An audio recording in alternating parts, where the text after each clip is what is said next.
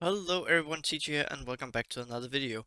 Today we're going to be talking about a few different things, but first and foremost we're going to be talking about Lord Elrond, who we have finally got a date on when he's coming back, and we're going to take a look at how I'm doing in Chapter 1. So if you're ready, let's take a closer look.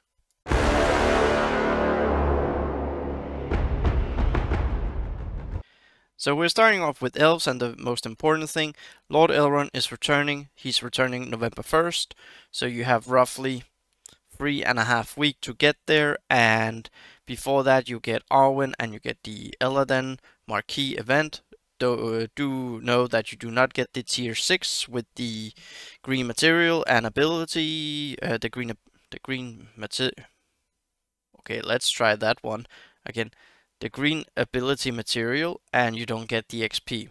Don't know why I messed up there. It's Friday.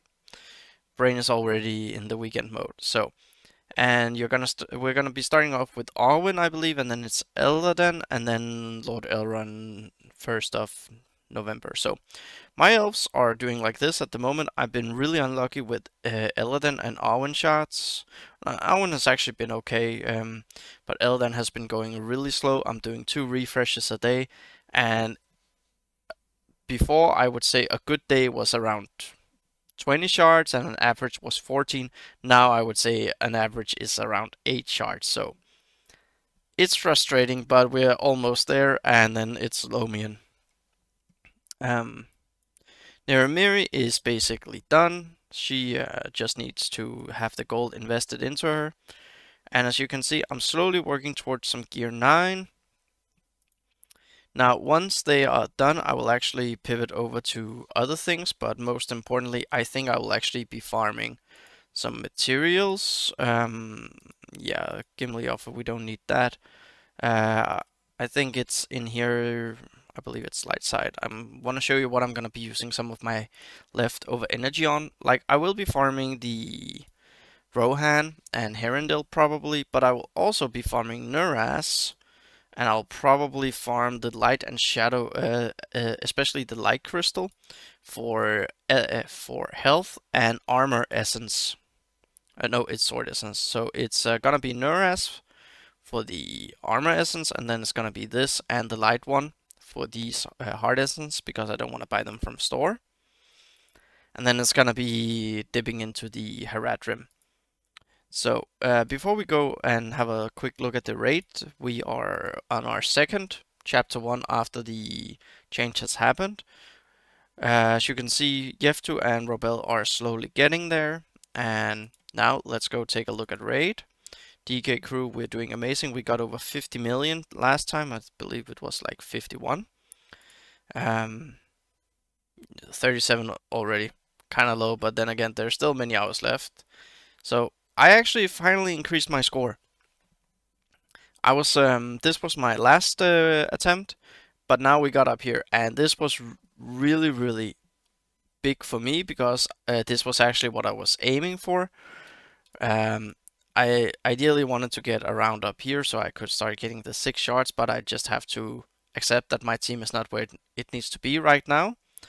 But the fact that I know now that I can get up here is really encouraging for me, and that's something that I have been struggling with this week, to find some encouraging aspects, because Elrond has been going slow and it's just been a rough week.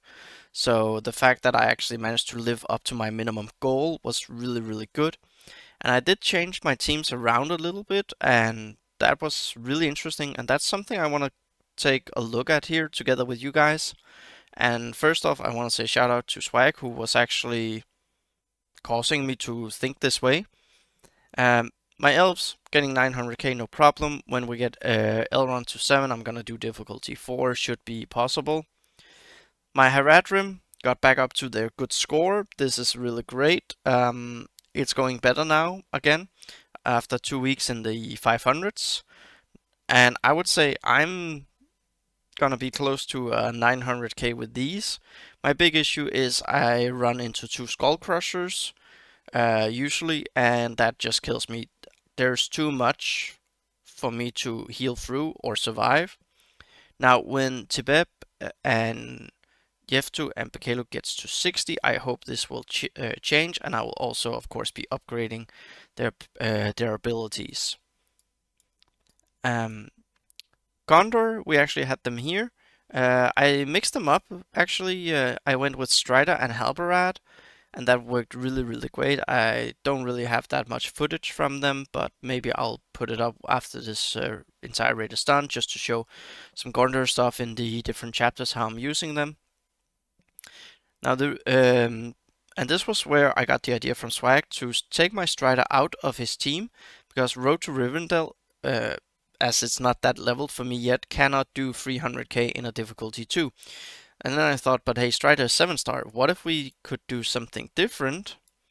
And I ended up finding something different. So, Miri, who is part of the Gondor Ranger squads, went over with the Rohan Free and Dunhar for some healing, which was much needed. They got a 300, that was really nice. And then I decided to swap in Ironhide here.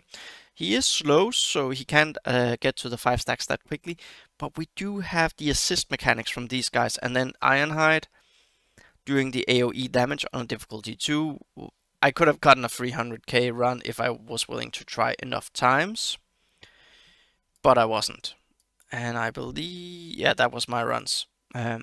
So again, 2.5, we're getting there. We're getting closest to joining the 3 million club, which is currently a thing in our guild. We have one who's attempting to break 4 million. He is, he's committed, I'll give him that, but he's also really up on it. So shout out to that, and overall just shout out to the amazing guildmates, free to play, Wailing, Dolphins, etc. You guys are all doing great, and remember that. So for my squad, the next couple of days, I actually want to go show you Gondor just real quick. And the reason why I want to mention Gondor is because you can see I'm leveling them at the moment. Denethor is almost done, actually. I almost have Denethor done. I'm doing 3 guild refreshes, and it's been paying off. I can put in a lot here. Denethor level 6, of course. Then I got this one last raid.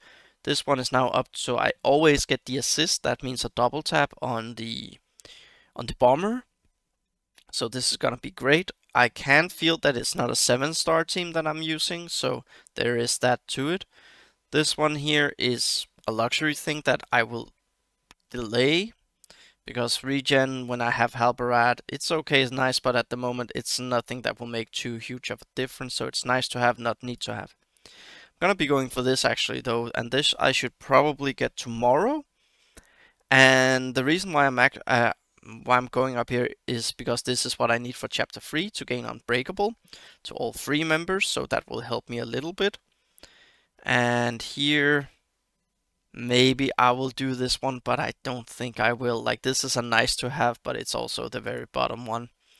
So after I finish Denethor, I'm actually going to swap over to Boromir. And the reason why I want to swap over to Boromir is because I want to get his passive to level 6. And yeah, that should go kind of okay. That should be done within a week. His AoE and Faramir's AoE, I would like to get them up and running, but at the moment, due to gear and star, it's not that big of a deal. I think I will actually focus more on these, but it's not what I'm going to be focusing on first, because once I have Boromir at level 6 in his, what is it called? It is called his passive, then I'm going to swap over to Rangers, and this is why I'm going to swap over to Rangers, specifically Miri. Miri is soon gonna be 5-star. She's gonna be level 60 tomorrow. Could actually make her now, but is an easy way to get the one tomorrow, the daily objective. And then I'm gonna build her up. Now the thing that I'm gonna be building first is her AoE. I'm gonna get this to 6, and then we'll see what I do from there. I'll probably do this one up a little bit, and there's also some other things here, like resistance to ranger allies might actually be nice passive. It helps with chapter 3, and it also helps with chapter 2 a little bit, but everything matters. So, but after Boromir, I'm definitely gonna be doing Miri AoE to level 6, because I need that for the chapter 1, and to some extent for the chapter 3. And then I'll see where I go from there. I might go swap Haradrim, or I'm gonna go back and just gear up Faramir. I'm thinking I'm gonna go Haradrim though, and the reason why I'm gonna go Haradrim is because they're gonna be close to pushing 900k when I get Tibeb to 60, and I'm gonna put into her leader ability for level 6 for that 5% damage. I'm gonna put into their passives, and then I'm also gonna push Robel AoE to level 6. It's level 5 at the moment, and I'm hoping that those last bit of things can actually help me clearing and control the waves more, and also have higher health, of course, so that will help survive, and that should push me towards 900k with a full Haradrim team. So that's what I'm gonna be doing. So over the next 2-3 weeks, I'm gonna be finishing off my Gondor Ranger squad. I'm gonna get them to gear 7. I'm not gonna go for gear 8 actually. And the reason why I'm not gonna go gear 8 is because gear 8 is actually really light side crystal intensive, and that's something I don't really have a lot of at the moment. As you can see, I actually did start put into Boromir.